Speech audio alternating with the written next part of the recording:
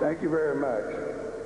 It's indeed a pleasure to have been invited to speak with you this evening and to share the time with you this evening, and to wish you all the best of the coming year and the years to come. I'm going to talk a bit about special education this evening. I want to beg your indulgence, though, because for many people it may not appear that I'm talking about education directly. We have to be aware of the fact that sometimes we really may not serve ourselves so well when we appear to come directly at a problem such as special ed, you see. Because sometimes when you come so directly at it, you omit looking at the context of the problem. And we also have to watch the tendency, due to our being here in this system, to focus so exclusively on one issue that we ignore other very important issues. This system, for instance, tries to get us to talk about problems that confront us as people and not consider the political, economic context in which these problems are generated. And often, though we are well-meaning, when we do this, we end up not solving the problem. So I'll beg your indulgence because I'm going to talk a bit about some things that may appear not to be directly related to special ed, but I think you will realize that they are. I want to start off by indicating that for the African in America, whether as slave or as so-called freedman, has always been subjected to a special education. And this is the thing we have to recognize. We have to forget that this thing called special education is something special. There's nothing special about special education. Black people have been specially educated from day one.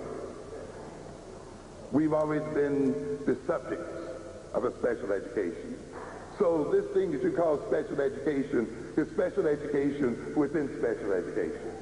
It's just a subclass of the general special education to which we have been subjected as a people and to which we are now subjected as a people.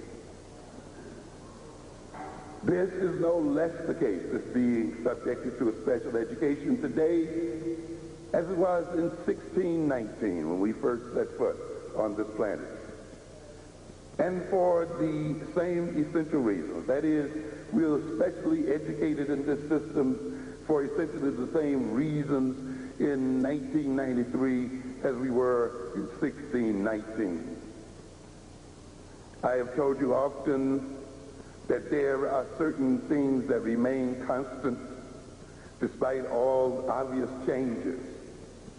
And it is very important that we as a people recognize the constants and not be deceived by apparent changes.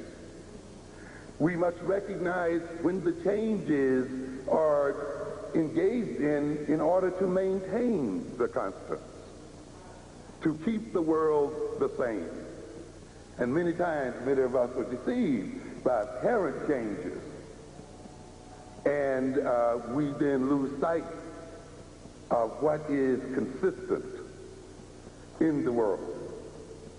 I've talked then about what I call European constants, those intentionalities of Europeans that have been present since the 15th century, as far as we are concerned, are still present right here today and are expected by Europeans to be present into the foreseeable future.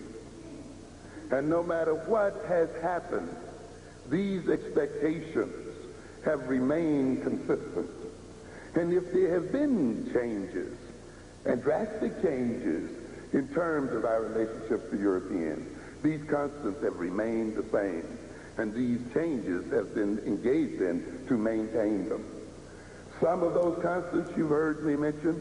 One, of course, which is very important, which we see operating in Africa today, which we've seen operating in Panama, in Grenada, and which will operate in the future on the African continent and other places where African people are, is what we call the military differential. With Europeans who are 10% of the population, their continued dominance rests on their maintaining superior military force. In fact, to a great extent, our being over here today is the result of military differences. There is no intention for the Europeans to equalize that differential between Africans and themselves. That differential has been there since we met them, and it has really not changed up to this very moment. And we see it operating in Africa at this very moment.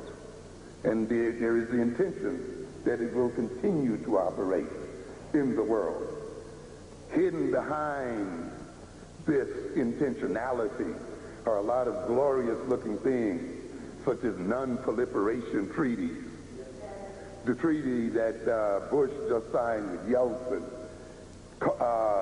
perpetrated in the name of peace, when it is nothing more than an intention to maintain European power by limiting the growth of military power on the part of non-European people. It has nothing to do with peace. It has to do with maintaining superiority and white supremacy in the world. So we must not be deceived by these games. To maintain, the European, of course, has all intentions to maintain the economic differential. There is no intention for the Europeans to see Africans as equally, economically equal with them, no matter what the talk is about. There is every intention for the European to continue to exploit African natural and human resources, no matter in what guise, even though he may appoint African so-called leaders and support African regimes. The intention is the same as it always has been, to maintain economic advantage of African people, to maintain the technological differential. These are constants. And we saw European technology as it was used against our ancestors. The intention is that it will be used in the future as it is used now. The Europeans intend to maintain the power of definition, which we'll talk about tonight. Because special education, as we will talk about shortly, is a definition. And as I said, I think earlier today, before we get involved in a discussion of special education, we should ask, why have we permitted the Europeans to define what it is? Why do they have the power to do so, and why do we submit to their definition of our behavior as a people? So before you get caught up in the intricacies of whether tests can differentiate between the learning disabled and the non-disabled, you should ask first questions first. Who determines it? And why are they able to impose their determination on us as a people? It is through then defining the world, as we will elaborate, that the European manipulates the world and maintains his power in it. And therefore he intends to maintain that power of definition. He intends to maintain control of the domain of discourse. A great deal of the discussion today over the various kinds of curricula, the multicultural curriculum, the curriculum of inclusion, the African-centered curriculum, and so forth, are struggles with the European over who will define what it is important to talk about. What shall be taught and what shall not be taught. What people shall learn and not learn. What educational experience shall people undergo and not undergo? Because all of these are related to power and to power relations. And therefore, if the European is intending to maintain power and control of the world, he must seek to maintain control over the domain of discourse, to decide what is worth talking about, to decide what is news, to decide the subject matter of curricula of various types. There are other areas, the area, of course, of always making those things African secondary to those things European. These constants were there from the beginning.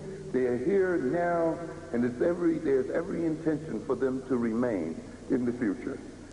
Despite the elevation of blacks to high-level jobs, despite, some amounts of assimilationism, and despite some multiculturalism into schools and so forth, these intentions remain the same.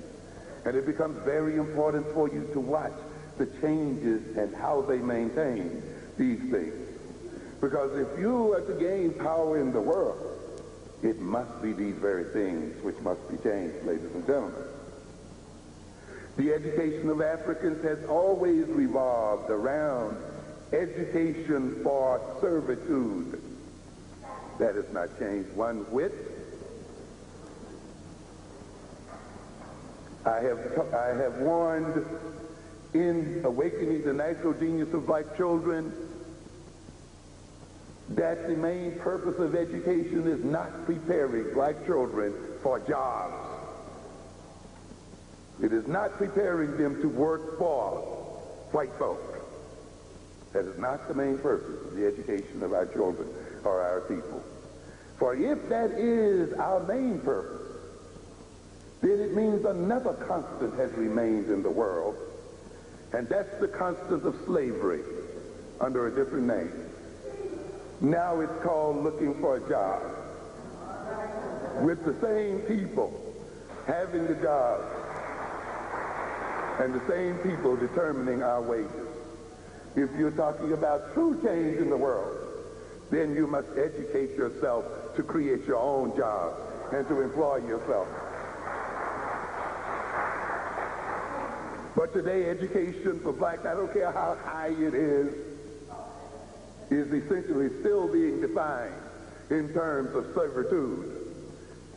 And we think, when we are educated, in terms of how and where we will be employed by Europeans. That has to change.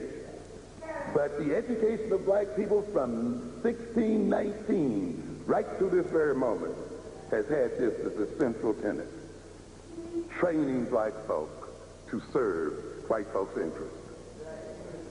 Training black folk to be as productive as possible for Europeans, with the Europeans owning the means of production. Education that was separate and unequal. And believe me, I'm not an advocate of integrated education.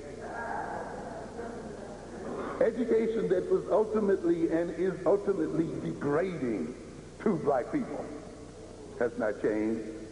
It was that way from the beginning, and it's that way right now. Education that ultimately insults the history and culture of African people. Education that is Eurocentric, meaning an education that prepares black people to maintain European power as the central power in the world. Education of black people according to the white man's estimation of black intelligence and his need to shape and direct it. I've warned you before that you need to change the definition of intelligence before you get into an argument with Europeans as to whether their tests are measuring intelligence or not. You must ask, what is the political function of your definition of intelligence? What is the political economy of your definition of intelligence? And why is it that the way you define intelligence always ends up that means intelligent people work for you and your interests? So consequently then, we must recognize as an African people that the ultimate goal of intelligence must be that of preparing a people to solve their problems. The way intelligence is defined today and in America is such that if we as African people are said to behave intelligently, We are behaving in ways to perpetuate our oppression and to maintain European power over us. And therefore, it becomes important to the European to define what intelligence is and to define how it is measured, and for us to engage in futile arguments as to whether it's caused by cultural differences or genetic differences, when it really is not even the point.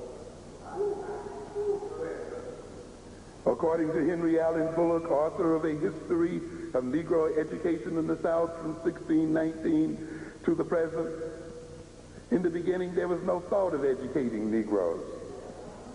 Yet the necessity to do so was always present. You see, ultimately the white man is faced with a dilemma.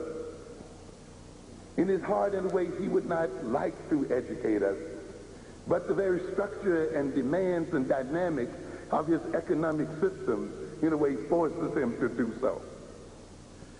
And so even though he had no intentions, and you can see in the history books some overt statements about not educating blacks, and of course if you read the history of Frederick Douglass, you saw the issue there of the slave master and his reading abilities, what kind of fathers they created. But in a sense, the white man's education of the African man under white supremacy has been very ambivalent, both intentional and non-intentional. Bullock goes on to say that soon after the establishment of the slave regime in the American South, there was set in motion unintentional processes destined to introduce the first of many educational opportunities that Negroes were to have prior to the Civil War. Because we must recognize that the plantation system and the slave system was what we call a rational system, in the sense that it was an organized economic system and operated according to definite goals and intentions. And another expression of rational business practice in terms of the slave system of the South appeared in the attempts of planters to utilize their labor efficiently, you see. So if you've got an economic system, whether that system is called slavery or not, ultimately you want to make it function efficiently, to get the greatest bang for the buck. A complex system of division of slave labor was instituted on every plantation, and all of this was done in pursuit of maximum production per unit of slave labor. If you would read the magazines during this period, you will see great discussions as to how to maximize production on the plantation, how to relate to the slaves, how to train them, and how to motivate them so as to maximize profit. So within the broad limits of this rational system, he, the slave master, was expected to require and get absolute obedience, loyalty, docility, diligence, and other patterns of behavior considered essential for profitable production and survival of the slavery economy. Another constant that has not changed, has it? Not at all. For, ladies and gentlemen, this is the central essence of the education of African Americans today. To maximize what? Production for Europeans. And to establish in the African body absolute obedience, loyalty, docility, diligence, and other patterns of behavior considered essential for whom? For Africans themselves? No. Profitable for production and survival of the European economy. That's why we define ourselves in terms of our education as preparing to get jobs from Europeans. And how best to what? Qualify ourselves to fit in the European economy so that we can aid its efficiency. The laws of every slave state backed the normative line which he, the master, could draw, and every slave was expected to fear the consequences of any deviation from the range of tolerance his master set. And we shall see again these rules that determine special education still have these things in mind, because these rules are rules that determine deviancy and non-deviancy. And their purpose is to correct deviant-like behavior and bring it back in line with European economic and political intentions. And to create in our children personality orientations and behavioral orientations that are supportive of those intentions. These requirements, that is, set up by the Europeans, set a rigorous socio-cultural matrix within which young Negroes were to be socialized and were to become the personality type required by the rational order. And we are going to come back in a minute to what we call the political economy of the personality and the political economy of normality, you see, because we are used to looking at normality as a psychological concept and a psychological state. No, ladies and gentlemen, normality essentially is a political and economic state, not a state of psychology. So however, we've been deceived, you see. But we'll get back to that in a minute. All the slaves could not be efficiently utilized as the rational system required unless they were trained in the ways the system by law itself prohibited it. In a sense, the system broke its own laws in order to increase its efficiency. And even though it might have had laws against teaching slaves to read, slaves still were taught to read. And teaching slaves other things, slaves learned many skills and so forth. Why? And in a sense then, slaves started their education on the job in America and received on-the-job training. They also were hired out in other professions where they earned monies for their masters and bought the money back. With all due respect to Malcolm X, there were greater divisions than field hands and house servants. There were deep hierarchies of slaves with numbers of skills and so forth. The slaves not only worked in the house, or not only worked in the field, but they worked throughout the Southern economy. They were millwrights and carpenters and blacksmiths and shipbuilders and all other kinds of things you could name. You recognize that in many areas of the South, after the emancipation, there were more skilled black laborers than there were white laborers as a result of their training on the plantations. And that is a whole nother story.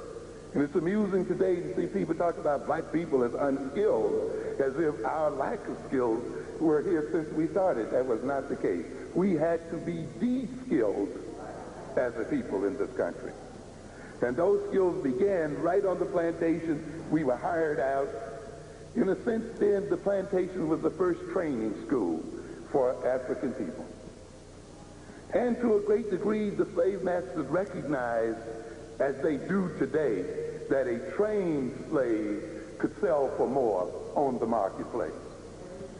And therefore, when you went on the auction block, the more skills you had, the more he could fetch for you.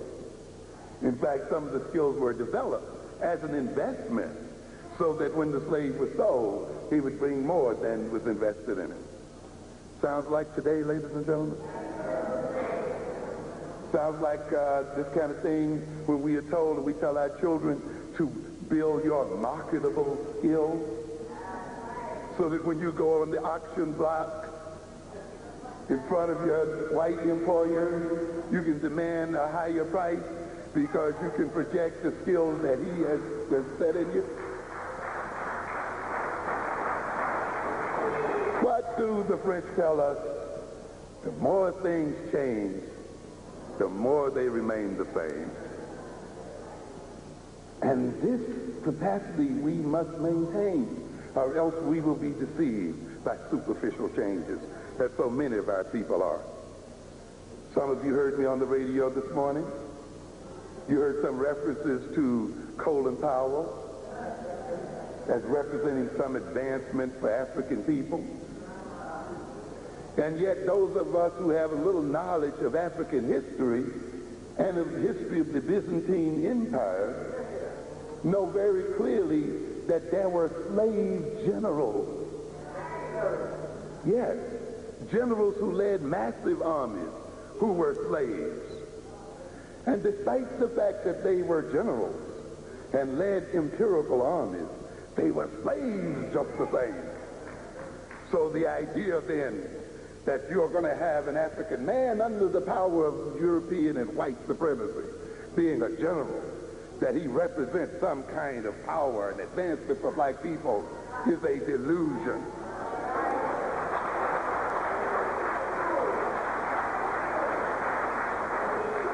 And I'm certain,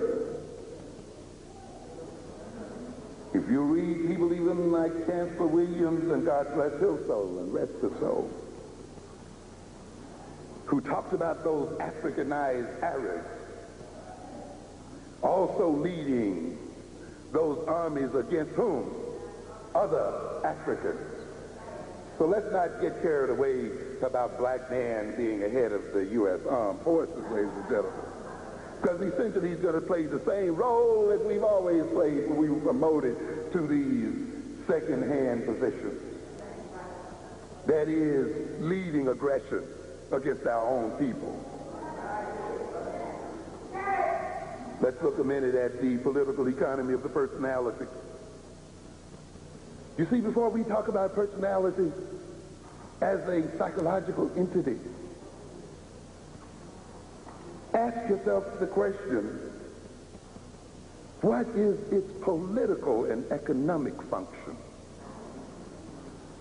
You see, we get a lot of people get caught up about normality and abnormality and trying to define what is normal and what is not normal. Before you get caught up in asking that question, ask yourself, what is the social function and the political function of normality? You see? In other words, then, the personality, to a great extent, is a political creation and a social creation. So is normality. That is why they are defined differently by different cultures. And that is why what is called normal in one may be perceived as abnormal in the other. And therefore, to a great extent, what is normal and what is abnormal are the result of the interaction of social power and social forces within a society. The personality and abnormality are the results, to a great extent, of the systematic use of reward and punishment on the bodies of people. Threat and intimidation, control of information, control of interaction and social interaction in such a way that over time people tend, as a result of social conditioning, to behave in particular ways. And often then, those who define what is normal and what is the normal and what is the normal personality are those in power. And their definition of personality and normality involves then the conditioning of people in such a way that in relating one to the other, in those people perceiving themselves in particular ways, in perceiving the world in particular ways, they maintain a social and economic system. They respond to particular authorities and particular types of stimulation and specific types of signals. Am I making myself clear?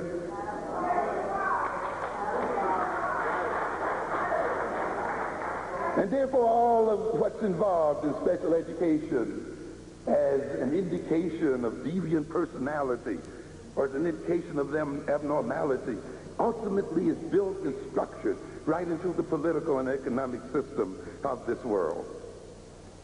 And we must keep this in mind before we just fall for the okie doke and take what somebody else describes as normal. Ladies and gentlemen, to be a normal black man and woman under white supremacy, according to white definition, is to be sick, according to African definition.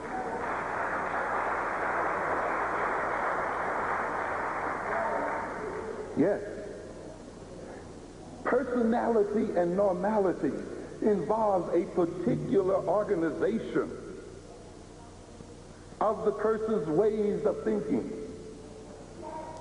the organization of a person's ways of behaving, of seeing the world, of seeing himself, of looking at the world and relating to people in that world. More deeply, it is an organization of people's tastes and interests and desires. And if you look closely at it then, normal people in a particular society will be interested in those things that maintain that society, will have desires which, if satisfied, maintains the power relations in that society. Am I making myself clear here? Okay? They will be interested in things that maintain power relations. They will define themselves in ways that maintain power relations. The way some black men define themselves today as skirt chasers, as beer drinkers, looking at a TV set, watching men run into each other and fall down. That's a man. Keeping up and being solely obsessed by women, solely obsessed, as we say, with playing with balls. Yes. Drinking themselves into a stupor, looking at people run and bang into each other and get up and run again. Not reading, not studying war, not developing economic power, not developing military power, not learning how to relate and associate with other men and women to form an organization that will be an expression of African power and to liberate African people. That somehow has been made to be perceived by many of our young men and women today as to be engaged in feminine or less than manly activities. And the society is willing to pay black males millions of dollars to maintain those interests.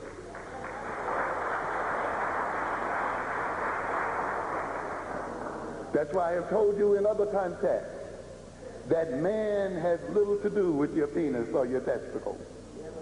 What is a man has a social definition. It is a political definition. The definition of what is a man must be ultimately connected to the needs of the society itself, so that a man in acting out his manhood is maintaining his social group. If man is not defined, and what it means to be a man is not defined socially and in terms of his social group, then he will not be social, but antisocial. And one of the major reasons then our males are attacking our own societies and communities today is because they have not correctly defined what it means to be a man.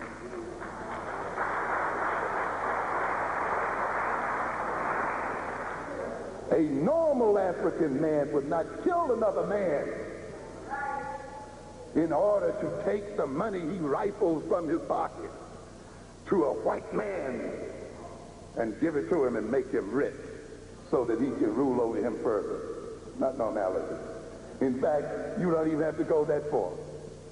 A normal man, black man, doesn't work day and night only to give his money to a white man. You have to be abnormal But of course, the white man has to make you feel that that is what? Normal.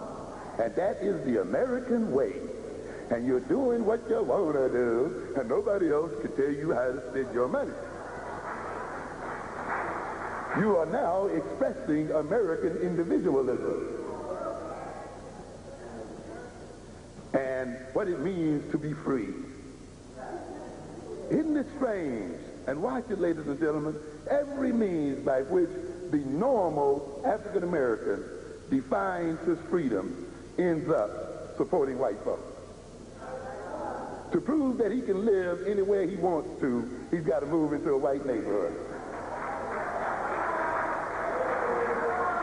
To prove that he's free to go to any school he wants to, he goes to a white school.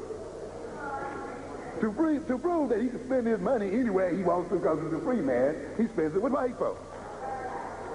You understand? Yes. White man feels as free as a bird and feels no compulsion to live among you and does not feel that his freedom is infringed upon at all. Doesn't feel any compulsion to go to school with black folk. He doesn't feel like he's unfree because he's not going to school with you. He doesn't feel as he's unfree because he's not spending money with you, because he's not laying in the bed with you, and all these other kinds of things. But the Negro, in order to feel free and express his freedom, must spend and give his money and his labor power and everything else to everyone else but himself. That establishes him as a free individual and a normal individual. So then normality, you see, ladies and gentlemen, more than a psychological function, is a political and economic function.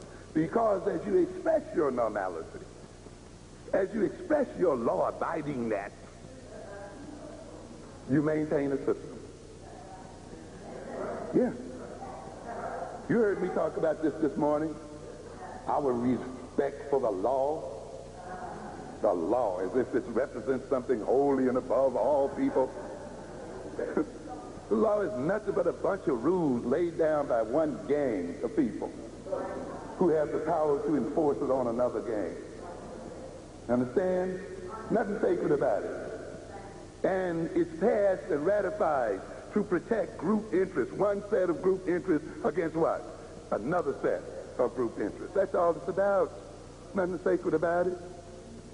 But you see, if you see law and law-abidingness as indicative of pro-social behavior and indicative of normality, then by obeying that law and looking at law that way, you will have to do what? Maintain the people who passed the law in what? In power.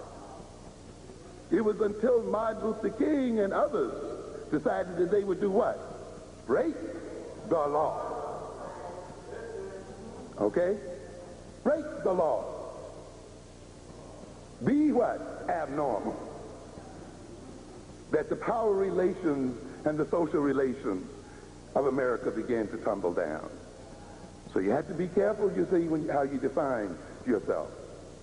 A.R. Luria argues in his book, Cognitive Development, Its Cultural and Social Foundations, and I recommend this highly to those of you who are in education, A.R. Luria, because it demonstrates so very clearly how the mentality of people are shaped very much by the type of social activities they are allowed to engage in, by the type of social and political structure they are conditioned in as a people. The science of psychology has avoided the idea that many mental processes are social and historical in origin. Mental processes just don't flow from the brain as a natural effluvia.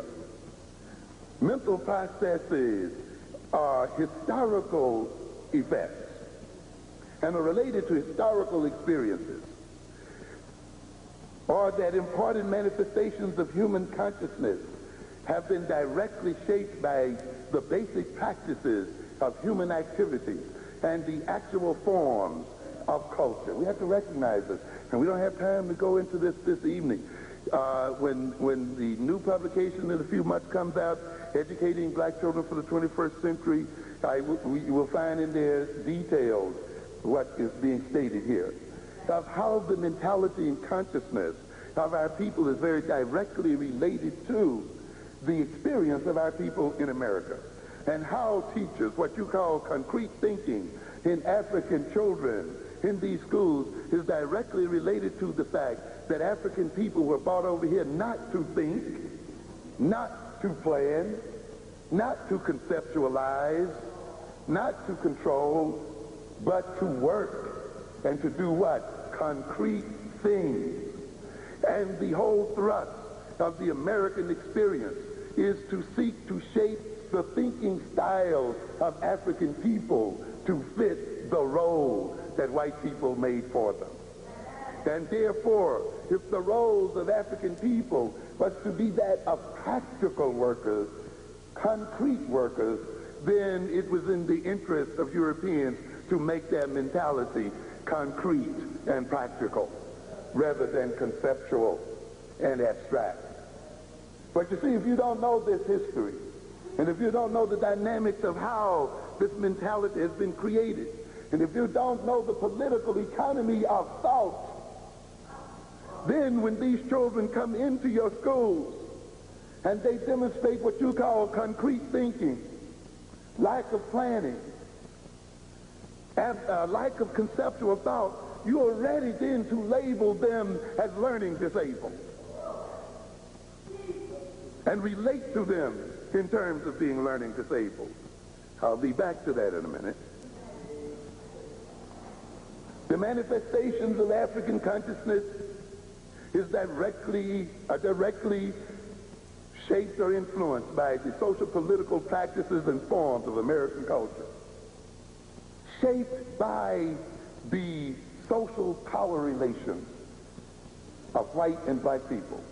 You know that if we had a different power relationship with white folk, we wouldn't think and behave the way we do now. No, we would act differently and behave differently.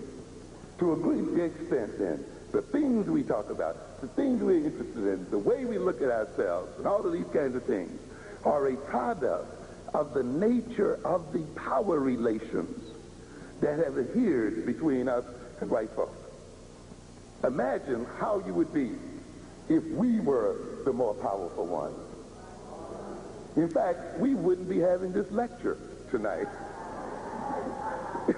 It wouldn't even be a subject matter. We'd be talking about how we could keep it and how we could protect what? African interests. Right now, we have to talk about how we're going to take it. These relations, these power relations have and are guided by social and legal definitions and rules and their enforcement by whites. These definitions and rules provide standards and ways of judging others as deviants or non-deviants, of transforming an instance of conduct into a deviant or non-deviant act. I want you to keep in mind what I'm talking about in terms of rules, you see, and definitions, because it's what is defined as learning disabled, you see. What is defined as in being in need of special education. And that definition being based on the exhibition of certain types of behavior, and then stigmatizing people based on this behavior. Even though when you get to really look at it, ladies and gentlemen, the behavior is not deviant or non-deviant. These definitions and rules serve a dual function. They provide for the labeling of others and supply the means and the authority to stigmatize the behavior of others. You will recognize as we go on then that when you permit others to label behavior and your own behavior, you are giving them a power over you. And it will be that label which will authorize them to do certain things to you and about you. So they are not just labels, but they are the justifiers of behavior. And they prescribe various behaviors toward those who are labeled. Consequently, definitions and rules are expressions of group, conflict, and interest. I want you to keep that in mind. Labels are not just labels of behavior. Labels are entered into as a part of the interaction between groups. I don't want you to do this, therefore I will make it against the law. And when you do it, I shall call you a criminal. You see? And so, what do we have here? And why am I making this law? And why am I calling you a criminal? So that I can protect what? My interests. You see? And can justify myself in treating you in a particular way so that my interests can be protected.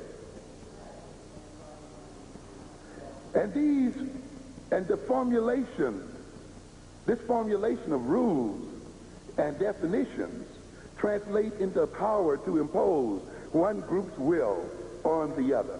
The power to define and enforce one group's definition on the other's conduct. And this is what this is about.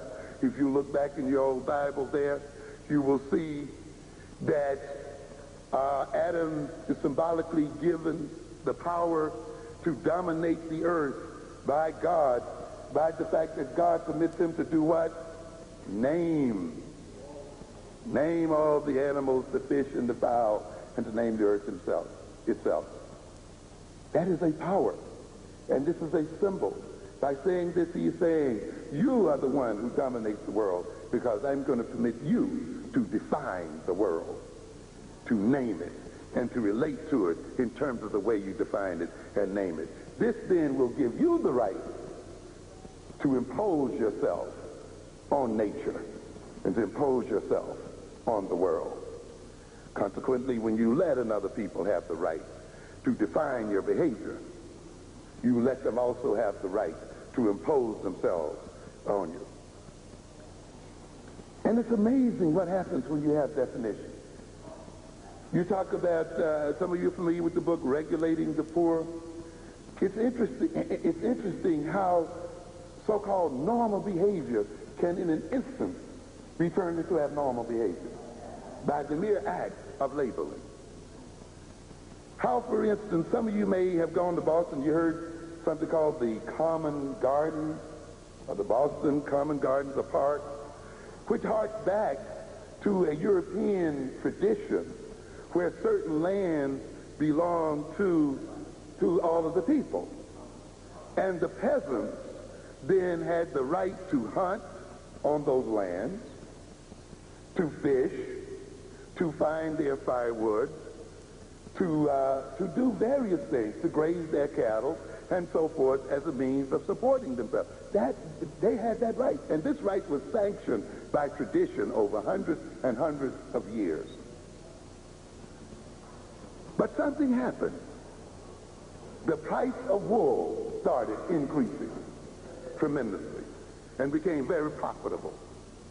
And those who were in power decided then that they wanted as much land as possible.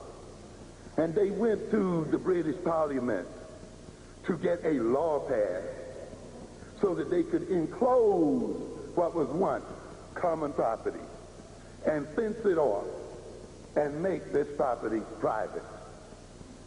And therefore, overnight now, those people who had been bringing their cattle and doing these things in their normal way were turned into what? Criminals. Criminals. Why? Because their behavior was different? Because they were emitting criminal behavior? No, because the rules had changed. Right overnight. Now they became criminals. And as the price of wool went up, and as the English economy changed, when these landowners no longer needed the peasants on the land, and when they needed them in the developing factories, they literally turned them out into the highways and the byways. And overnight they became beggars. But also overnight it became against the law to beg without a license. And overnight it was all right then to, if you didn't have a license, to be beaten until the blood ran. And overnight then it became possible to talk about the personality of the beggar. And to see the beggar as having a criminal personality, no doubt built into his genes.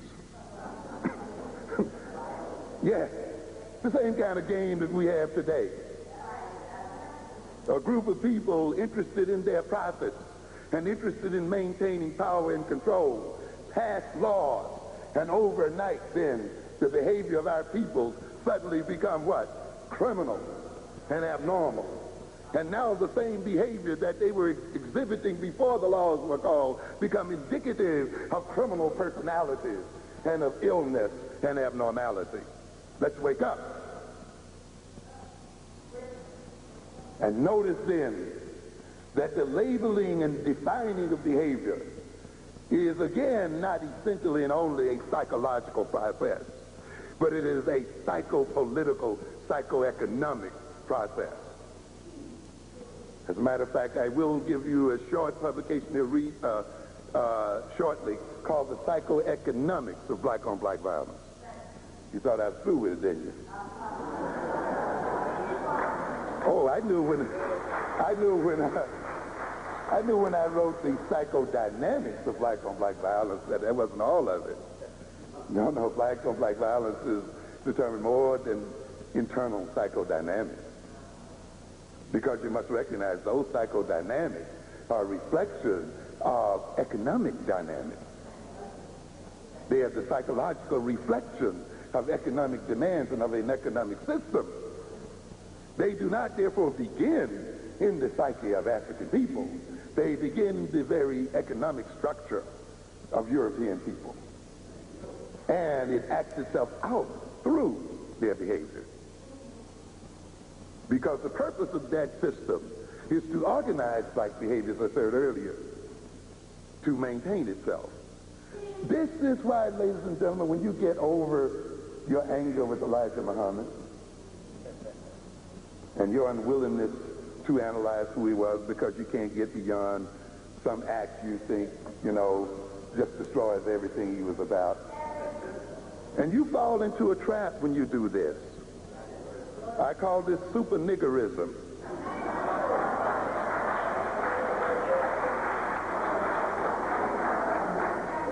When all of those who may have achieved some position of leadership or influence must be perceived as totally and superly clean and must not be perceived as having one chink of a flaw in their personality. There is no man who is unflawed.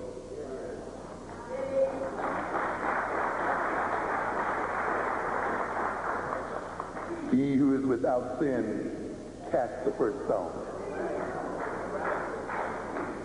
And yet when you demand of your leaders that they be totally saints and total saints, then all your enemy has to do is put one little smudge of dirt on them. And everything of value that they have to offer now is thrown out. And no lessons are learned. Yes. And the Honorable Elijah Muhammad is due a good analysis of his leadership and what he had to offer black people, regardless of what you may think.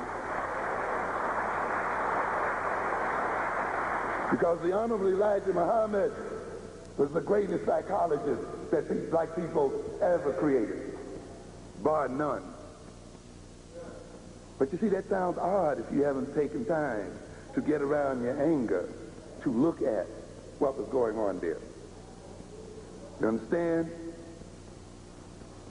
When you look at the mythology of Islam as just mythology, without looking at them in their political and economic function, it was not an issue as to whether the white man was a true devil or not, which he is.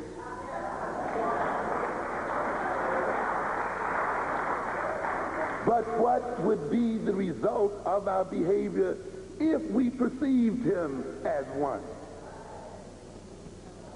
You see? If we related to him, what? As one. Not as an object to be merged with, to be assimilated with, to be integrated with, but is one to be pushed away, and one so that we could engage in our own self-development instead of trying to create ourselves to fit his image of who we should be.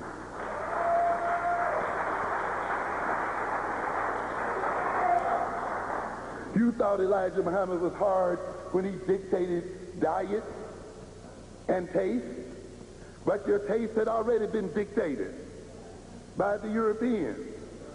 And it had been dictated in such a way that you became gluttons for European things. And being glutton for European things, you gave them all of your money. You gave them more than you even earned. That's why you're in debt today. And in giving away and feeding your gluttonous appetite that the Europeans had inculcated in you, you had no money left to educate your children. No money left to invest in your businesses. No money left to support your families and the other social institutions. And now you wonder why your children are stabbing you in the streets and robbing. And Elijah Muhammad then says, we will change their taste. Let them eat bean pie. Let them get a taste for this kind of clothing. Let them get an interest in this. Let them lose their taste for alcohol. Let them lose their taste for cigarettes. Let them lose their taste for junk food. Let them eat once a day. Why? Because they spend from $2,000 to $5,000 a year per person buying junk and garbage. And therefore, with that saving, they can build their own institutions, universities of Islam across this country. But you see, when you let other people determine your perception of your own leaders, you fall back to be victimized by those people and fall back into your old habits, which of course lead to supporting them. And we have to understand then what this is about. This is why ultimately you see an African-centered education is not a mere teaching of African history and culture, but ultimately a reorganization of the African personality and a reorganization of African tastes and interests such that Africans become self-supporting and self-sufficient and become a powerful people.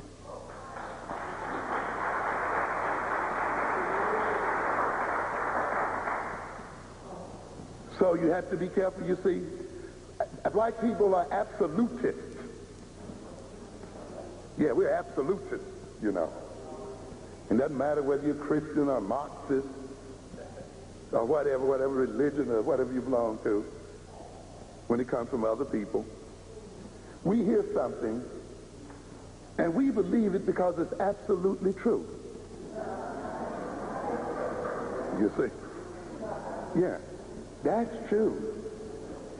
And you know, and we dedicate ourselves to it. That's irrefutable. Yeah, this will get you in trouble. You know, again, you Christians, Thomas said, Lord, I believe, but help thou my what? Unbelief. Don't make me believe too much. You got to prove something to me. You just can't come back here and tell me that you got off the cross, man. Show me the doggone. Yeah, let me see something here. You see, we just can't take it on your what? Your word. But you see, the idea of the European is to get us to take him on his what? Word. And he handed us the word. Yeah. And he ended up, though, what did we say? With the land and everything else. Why? Because we believe the word only. Absolutely. Because the word to us appear true. Now, let me quickly show you what I mean by this. A European walks up and says, we shouldn't really see each other in terms of race. We are all human, and the globe belongs to all of mankind. We shouldn't really relate to each other in terms of nationality. We should be free to move across the earth as we see fit. And we should be free to invest wherever there are opportunities to invest. All of us should have that right. That's called free market. Free market? Yeah, free market economy. Oh, yeah, that's right, that's right. And, of course, we're glad to hear from him, you know. Oh, this man has become civilized at last. But wait a minute, you see, you got to ask something. Even though you might not argue with the basic premise, you got to ask, who is saying this, and why are they saying it? What will be the consequence of my believing this? You see? You got to go beyond the absolute truth of something and look at it in the context of power and the context of differences. You see, you got a bunch of people around here telling you, well, we preach universal principles and we talk about universal truth. Then why isn't the bounty of the earth universally distributed? Why aren't the goods of the earth randomly distributed? Why is there a non-random distribution of power and benefits and so forth? And it seems to cluster around the very people who preach universal principles. And the people who believe it most have it least. Yes. Because you see, that guy who's telling you that we all should be free to invest wherever opportunity lies is the only guy that has what? The money. And therefore, through your very moral belief, you will give consent to being robbed, to having your property owned by others, to have your resources owned by others. And then you'll find yourself wondering, why do good people suffer? It's built in. They suffer because they believe in absolute truth and nothing else. And the more they suffer, those who preach those absolute truths tell them that they suffer because their belief isn't strong enough. So they believe harder and become poorer.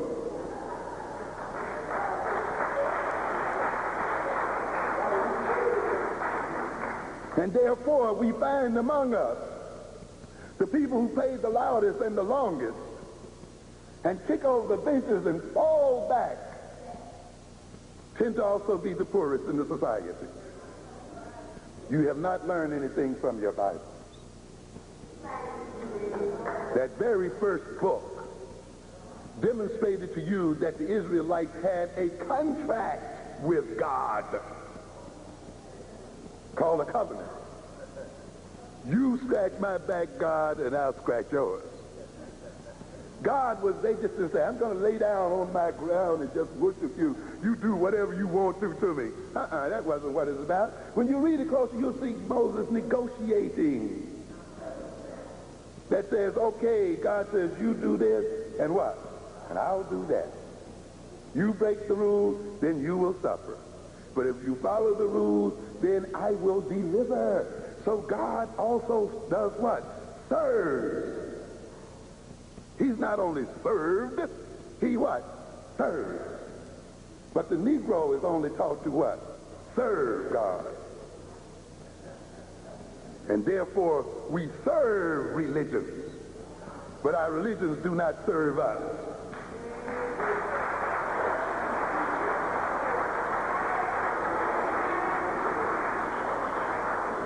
Somebody told Elijah Muhammad, being a black Muslim makes you unorthodox. That's exactly the point. Because being black Muslim means that Islam will serve whom? Black folk. It just won't be an instance of black folks serving what? Islam alone. But Islam, being black Islam, becomes an Islam that operates in the service of black folk and black interests. Hope you understand what I'm saying here. You understand? We have to recognize this, so we got to get over this absolutism. And the Marxists run the same game, scientific socialism. Same old nonsense.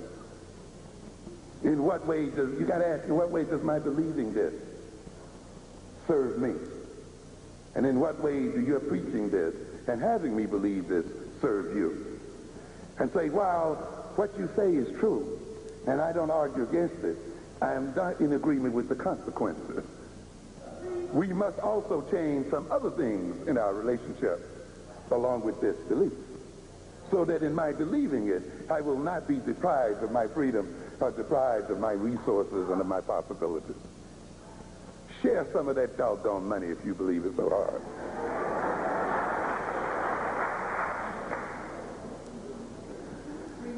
Oh, let me run. I know my time is going out here. We're going to run it through, ladies and gentlemen. We got another speech coming. But due to power differentials, the processes of latent behavior are tantamount to the processes of creation. It goes back to this.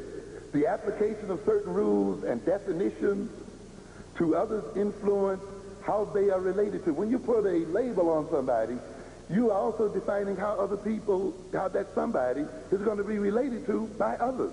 It's not a mere label. It is a prescription for relationships, how other people will relate to this individual.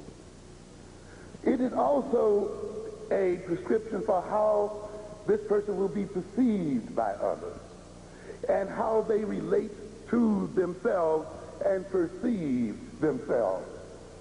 In other words, then, the labeling of people affects their perception of themselves and of the world. And by being labeled, then, their vision is transformed, and to a degree, so is their psychology, and so is their relationship with other people. Thus, due to power differentials, the processes of labeling behavior are tantamount to the processes of creation. What am I saying here? The processes of letting Europeans label our behavior and apply their rules and definitions to our behavior is not a mere stigmatizing of our behavior, but it is tantamount to their creating our behavior. For today, ladies and gentlemen, we are a created people. We have been created by the European power system. We have yet to become self-creating. And we will become self-creating when we become self-labeling. And we become labelers of the world ourselves. When we measure our children and relate to them in terms of our measurement, not in terms of other people's measurement of them. Labeling and the prescriptions it implies may therefore become a part of the problem it is designed to solve.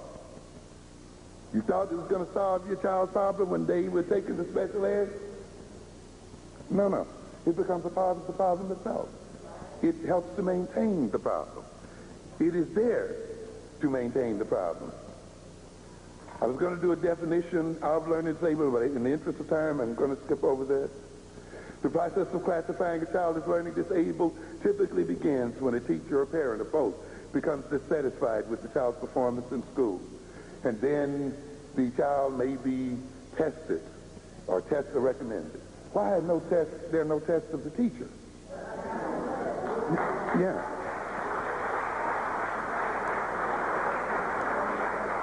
No tests of the school. No tests of the school system. No tests of the political purpose and direction of the educational system itself. Why is it that it's the child who's the only thing tested in this equation, ladies and gentlemen? Who is the learning disabled child?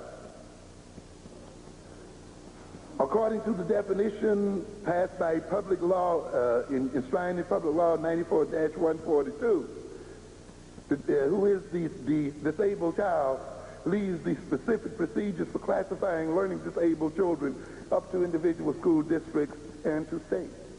And then you're going to have various definitions. Definitions that center around aptitude as they relate to the child's actual achievement, that is IQ and what he's really achieving. Some of them will look at the discrepancy, that is the discrepancy between aptitude and achievement. Others will base their learning disability estimation on the number of grades below grade level. Some will say 1 year, others will say 2. Others will look at special tests, maybe some perceptual motor tests and other kinds of tests, psycholinguistic tests, or they have just catalogs of tests. They may even measure the EEG and put them through the PET scans and EMRs and all the rest of that stuff. They have special ways of interpreting standardized tests Look at the scores on the Stanford Binet or the other tests. All of these are ways in which the learning disabled child is supposedly discovered. According to a respected authority in this area, author of the book Learning Disabled, yes, child, and by Sylvia Fernham Diggory, an alarming number of children are misclassified as learning disabled. By recent estimates, 80% of the children who are classified as learning disabled should not have been. We have a game going on here.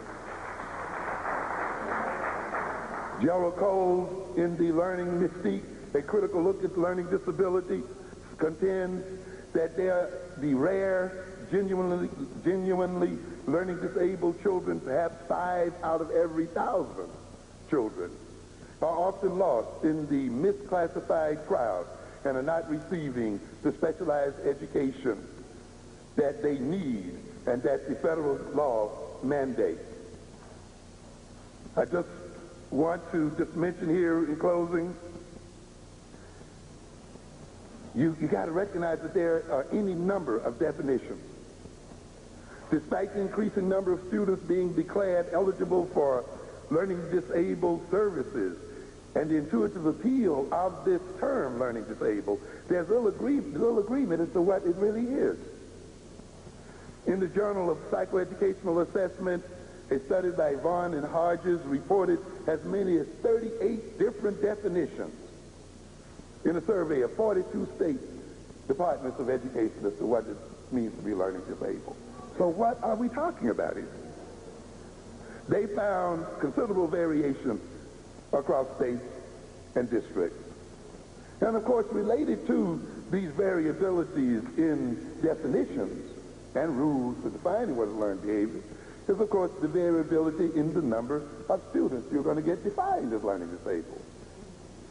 This is why I was talking earlier about rules and definitions, you see. In other words, what rule and definition you apply creates populations, you see.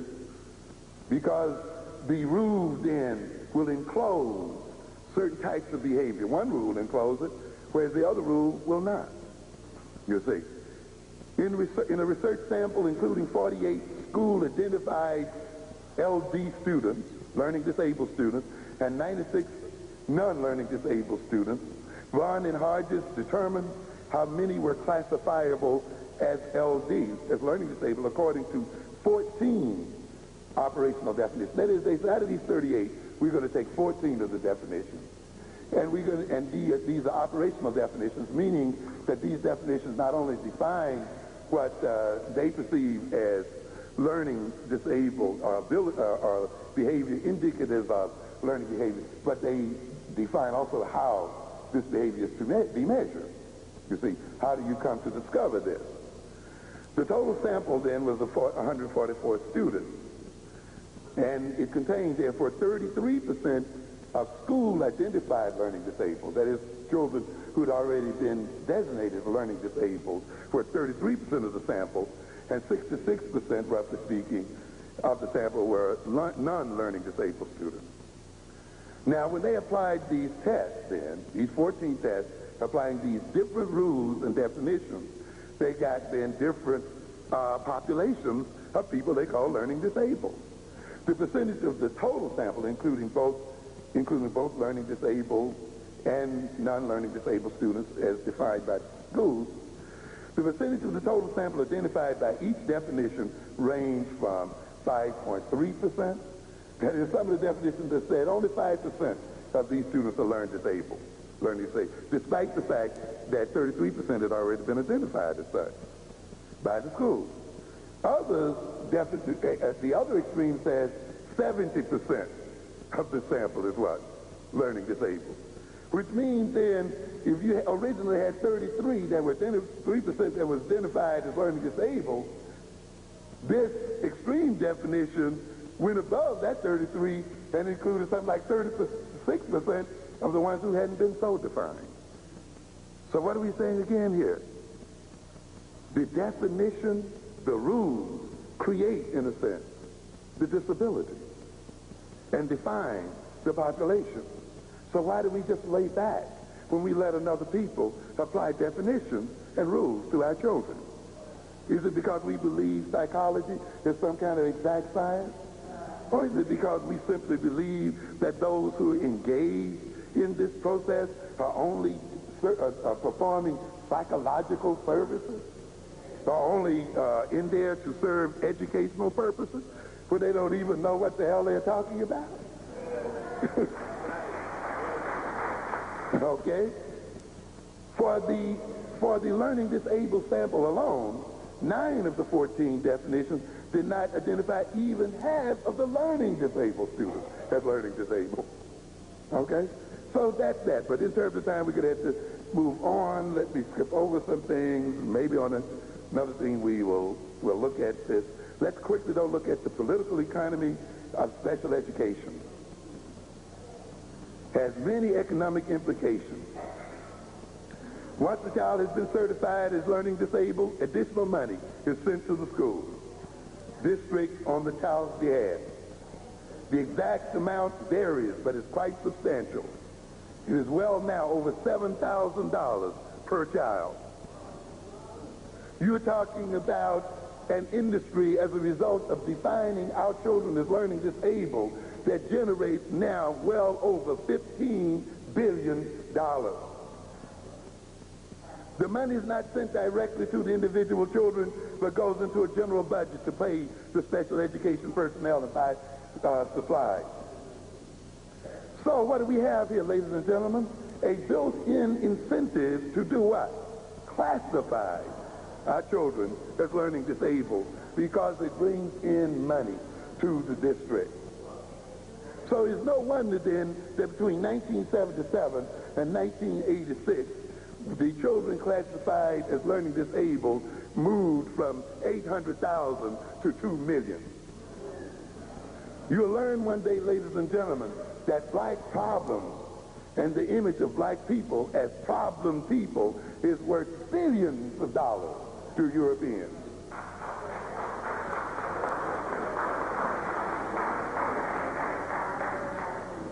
Okay, let's just... This label then does what? It obscures the nature by which our children are disenabled, and obscures the fact that this society and Europeans, if they are to maintain their power, must disenable the capacity of African people. It is a political and economic necessity that the African mind is disengaged and disenabled. And we have to understand that. But as long as you stay focused on labels, and as long as you're reacting to the labeling of your children, and as long as you get into controversies about whether these labels are culturally biased or not and so forth, the process and the means by which our children and ourselves are mentally lamed by the system are overlooked. And the economic ends of destroying our mentality are overlooked. I've got to mention one other thing here. And one of the major obscurations of the political and social process. And that's what we call the medicalization of social problems. Because the learning disabilities in our children are political problems, ladies and gentlemen. They're not even academic problems. We have to understand that. It's just in the academy and in the school that the political problems between Africans and Europeans are manifested as what? Learning problems. They do not originate in the school. They originate in the political and economic relationship between African people and European people, and reflect the power relationship of our people. And if we are to remain relatively powerless as a people, then our mentality must remain relatively powerless. This is what it's about. And one of the major ways you can obscure these historical and sociological processes is by making the results of these processes appear to be medical in nature. Yes, this is the game. Just as now they're trying to medicalize the so-called violent behavior of our youngsters and make that behavior now an expression of genetic orientation. That's the end point of medicalizing problems. You see, you no longer have to talk about the social historical processes and the criminality of Europeans and how it reflects itself in the so-called criminality of African people. You can now discuss the genetic foundation of African criminal behavior. And you can now call conferences dealing with genetic markers for violent behavior. And now you can talk about identifying those who are violence prone by age 5 before they even know what the hell violence and criminality is about.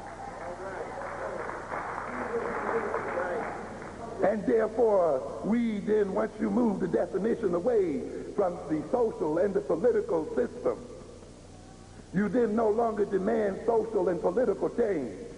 And you then no longer demand the change in power relations. And you then no longer decide to create revolution to change the situation that we're in. You just only then want to take them to the doctor and have medicine prescribed for them. And so what happens then when you medicalize the behavior, which is what happens to a lot of our so-called learning disabled children who are given Ritalin and other stimulants and tranquilizers and so forth. The medicalization of deviant behavior is defining and labeling of deviant behavior as a medical problem, not as a political problem, not as a social problem, not as a problem of conflict and interest between groups, not as an issue about power and so forth, but as a medical problem, as an illness, and mandating the medical profession provide some type of treatment. Not that political leaders provide treatment, not that revolutionary leaders provide a treatment for the problems that our children are facing, not that we revise the economic and political system, but that now our children's problems be dealt with by the medical profession, and the medical profession is given sole authority in determining how to label their behavior and treat their behavior. And our authority over them and our right to determine the nature of this society and change the nature of the society that our children has been inherited now will be looked upon too as an expression of illness and abnormality. And that is why medicine in the 60s and even today looked at black revolutionaries as candidates for psychosurgery. And saw this, the very just protests of black people, as indicative of illnesses in black people. So what are the consequences of medicalization?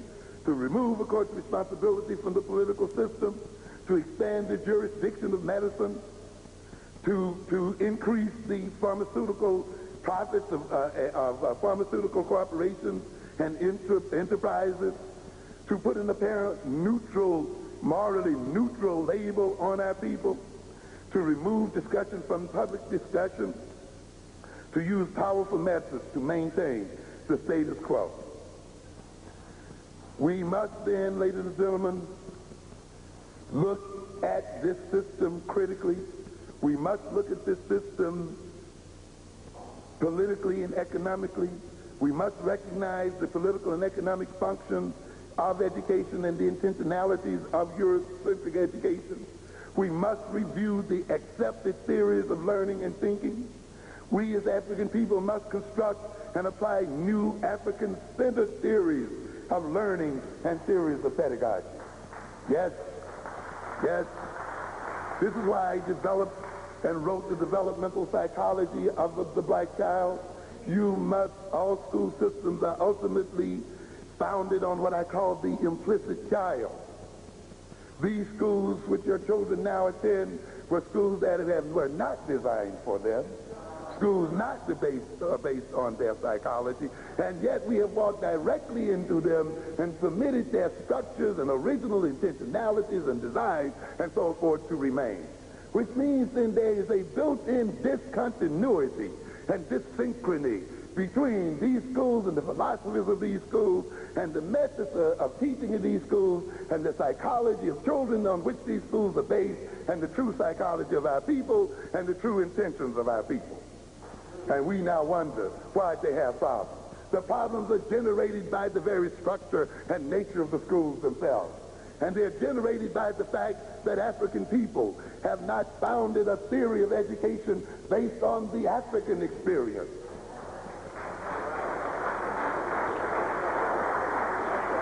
We have not explored and examined ourselves deeply to recognize to what extent our learning styles and our thinking styles and our value styles and our motivational styles have been created and distorted by being an oppressed people.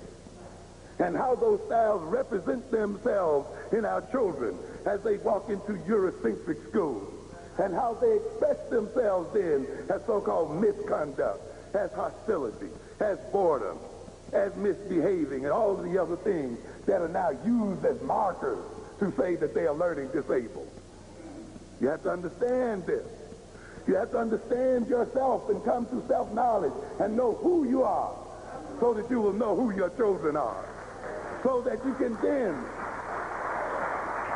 then design your schools and their educational experience in line with who they are and in line with where you want to go. I've told you before that the African child has a different destiny than the European child. That the destiny of the African child is revolutionary by the very nature of the economic and political position that African peoples are in.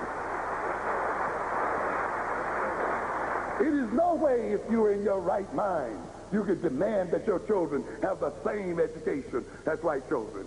They do not have the same problems as white children to solve. If you were to say that African people do not own even their own nations, if you were to say that Japanese and Arabs and Lebanese and all these other Eases have control of the African economy, if you can say the Koreans and the Arabs and the others have control of your economies here in America, if you can say whether you go wherever black country you go to, the blackest of the people are at the bottom of the ladder, then you must know that the role of the African child is to overthrow this system and to change the power relations here.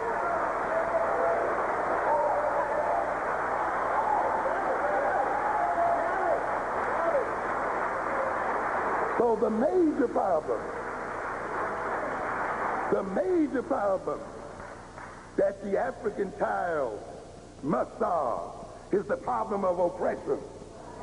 This is not the problem of white children.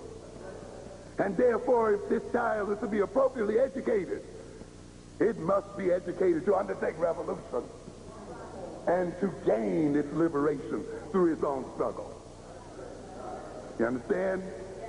But it's because you think equality and being the same as other people are one and the same. No, no. To be equal is not to be like. To get an equal education to white folk is not to be like white folk.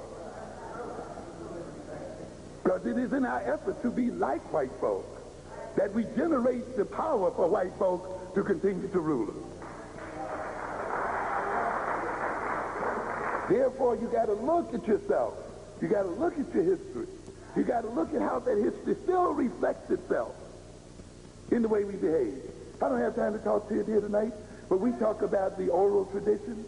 A lot of what is perceived as learning disabilities is still a reflection of the African oral tradition operating in African people today. But of African people coming and children coming out of that oral tradition being placed within the context of a European literate condition, and then using European standards, looking at that behavior as indicative of learning disabilities. Our black children do not come to school behind white children.